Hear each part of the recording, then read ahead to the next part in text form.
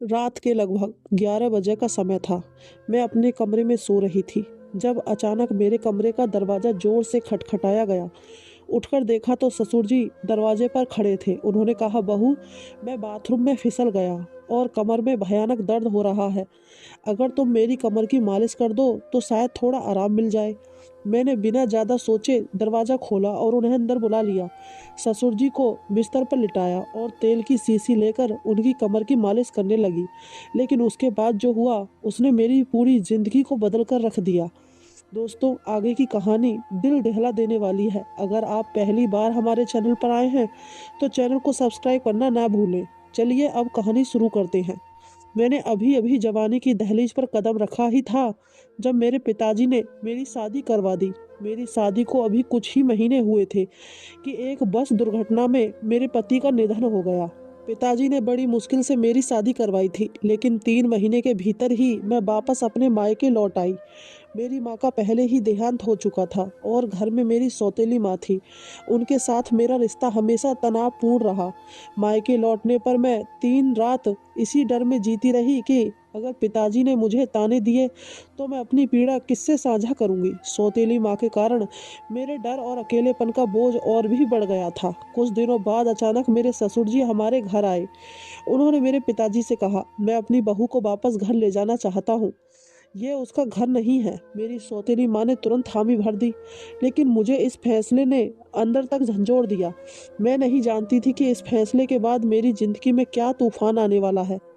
पिताजी ने ससुर जी से कहा, जब आपका बेटा ही नहीं रहा तो आप मेरी बेटी को अपने घर क्यों ले जाना चाहते हैं। इस पर मेरी सौतेली माँ ने पिताजी से बहस करना शुरू कर दिया। उन्होंने कहा, इसमें इतना सोचने की क्या ज़रूरत है।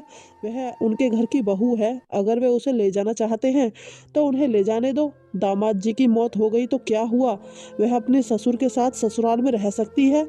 सौतेली माँ के बार बार दबाव बनाने के बाद पिताजी ने हार मान ली। उन्होंने कहा, अगर मेरी बेटी अपने ससुराल में खुश रहेगी तो एक पिता होने के नाते मुझे खुशी होगी। आप इसे ले जा सकते हैं। मेरे ससुर जी ने मेरी ओर देखा और कहा, चलो बहू, अपना सामान पैक कर लो। मैंने मजबूरी में अपनी सौतेली माँ के अत्याचारों से बचने के लिए उनके साथ जाने का फैसला कर लिया। ससुराल पहुँचने के बाद मैं अपने कमरे में कपड़े बदल रही थी, तभी ससुर जी आए और बोले, बहू, जल्दी खाना लेकर आओ, मुझे बहुत भूख लगी है।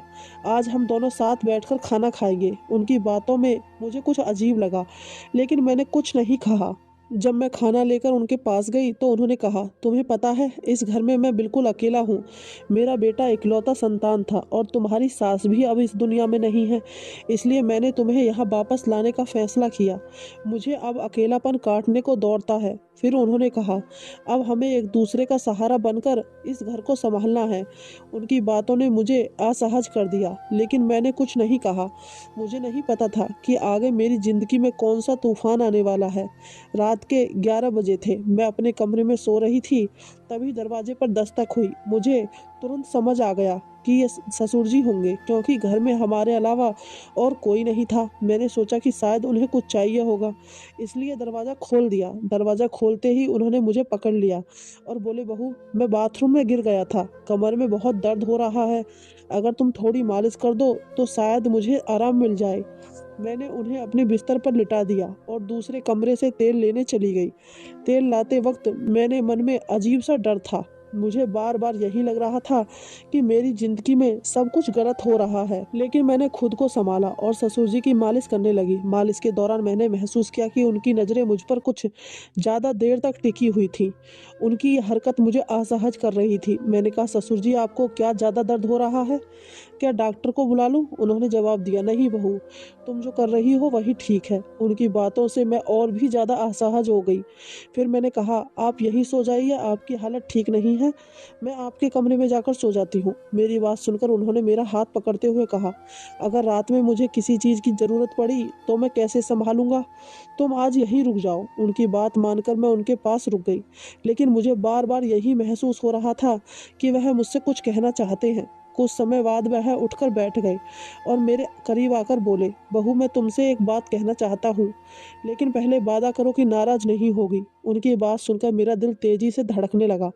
मैंने डरते हुए कहा, ससुर जी ऐसी कौन सी बात है जो आप मुझसे नहीं कह सकते। उन्होंने मेरे कंधे पर हाथ रखकर कहा, बहू अब इस घर में तुम ही अकेली बस हो और मैं भी अकेला हूँ। इस अकेलेपन के साथ जिंदगी बिताना बहुत मुश्किल हो रहा है। मैं चाहता हूँ कि हम दोनों शादी कर लें। उनकी ये बात सुनकर मैं सन्न रह गई। कांपते हुए मैंने कहा, ससुर जी आप ये क्या कह रहे हैं, ये कैसे संभव है। आप मेरे पति के पिता हैं। उन्होंने शांत स्वर में कहा, तुम्हारे पति को गए हुए 5 महीने हो चुके हैं। अब हमारे बीच ससुर और बहू का रिश्ता नहीं रहा। हम दोनों एक दूसरे का सहारा बन सकते हैं। उनकी बातों से मैं बेहद असहज हो गई, लेकिन विरोध करने की हिम्मत नहीं जुटा पाई। मैं पूरी रात बिस्तर पर उल्टी लेटी रही, लेकिन नींद नहीं आई। सुबह हुई। उनकी बातों को सोचते हुए मैंने तय किया कि पिताजी से बात करूंगी, लेकिन फिर डर लगा कि इस बारे में बात करने से और बड़ी समस्याएं खड़ी हो सकती हैं, इसलिए मैं चुप रही। कुछ दिन बाद एक शाम ससुर जी फिर मेरे पास आए। उन्होंने कहा, बहू मैंने तुमसे कुछ गलत नहीं चाहा। मैं सिर्फ चाहता हूँ कि तुम मेरे जीवन में खुशी लेकर आओ। मैं अकेला नहीं रह सकता, तुम्हारे साथ ही मेरी जिंदगी पूरी होती है। उनकी ये बात सुनकर मेरा मन विचलित हो गया। मैं सोच में पड़ गई कि आगे क्या करना है। एक तरफ मायके में सौतेली माँ का अत्याचार और दूसरी तरफ ससुर का अजीब व्यवहार। मैं असमंजस में थी कि आखिर इस हालात में कैसे बाहर निकलूं।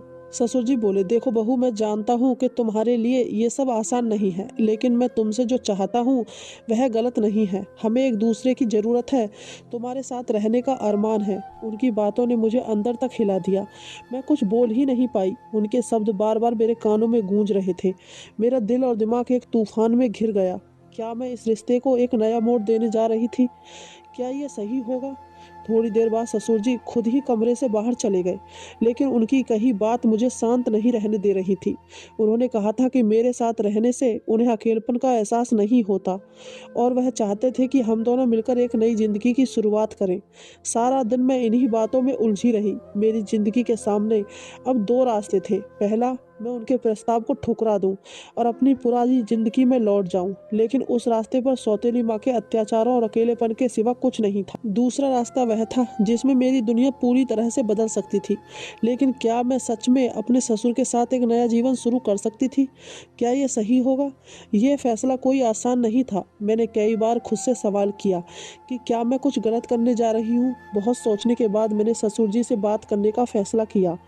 एक रात जब सब लोग सो रहे थे, मैंने अपना साहस जुटाया और उनके कमरे का दरवाज़ा खटखटाया। ससुर जी ने दरवाज़ा खोला और मुझे अंदर आने का इशारा किया। उन्होंने गंभीरता से पूछा, क्या हुआ बहू, इतनी रात को क्यों आई हो? मैंने कांपती हुई आवाज़ में कहा, ससुर जी मुझे आपसे एक ज़रूरी बात करनी है। जिस पल का आप बेसब्री से इंतजार कर रहे थे वह आ चुका था। मैंने ससुर जी के प्रस्ताव पर बहुत सोचा और आखिरकार एक फैसला लिया। मैं समझती थी कि वह अकेलेपन से जूझ रहे हैं। मैंने उनसे कहा, ससुर जी मैंने आपके प्रस्ताव के बारे में बहुत सोचा है। मैं आपकी बात मानने को तैयार हूँ, लेकिन मेरी एक शर्त है।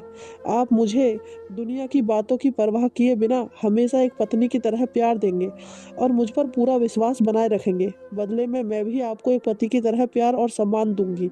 हमारे बीच हमेशा विश्वास और सम्मान का रिश्ता रहेगा। ससुर जी ने मेरी बात को बड़े ध्यान से सुना और जवाब दिया, मैं तुम्हारी शर्तों को पूरी तरह से मानता हूँ।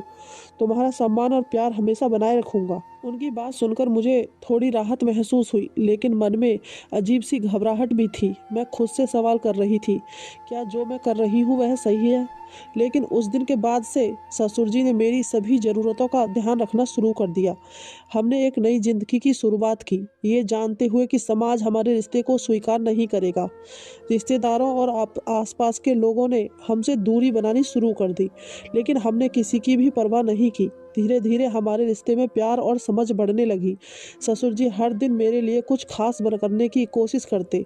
वह मेरी हर छोटी बड़ी ज़रूरत का ध्यान रखते और मुझे यह एहसास दिलाते कि मैं अकेली नहीं हूँ।